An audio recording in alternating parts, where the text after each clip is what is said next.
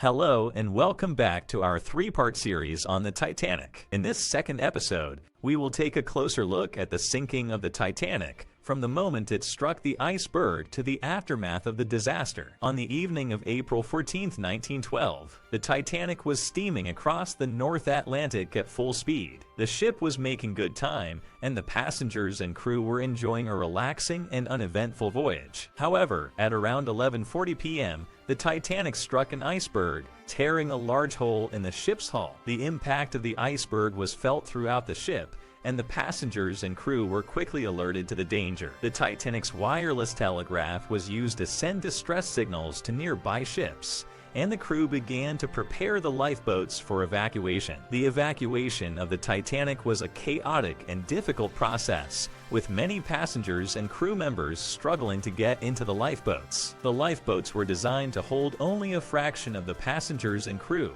and many were launched only partially filled. As the water began to fill the lower decks of the ship, the Titanic began to sink rapidly. The passengers and crew were forced to abandon the ship, and many were left stranded in the freezing water. The lifeboats were the only hope for survival, and many of the passengers and crew were forced to cling to them for hours in the freezing water. The sinking of the Titanic was a catastrophic event, and it claimed the lives of over 1,500 passengers and crew. The news of the disaster quickly spread around the world, and it stunned people everywhere. The Titanic was considered to be unsinkable, and the loss of such a luxurious and modern ship was a shocking blow. The aftermath of the disaster was marked by a massive rescue effort, as ships from all over the North Atlantic converged on the scene of the sinking. The passengers and crew who had survived the sinking were rescued and taken to safety, and the bodies of the victims were recovered and identified. The sinking of the Titanic had far-reaching consequences,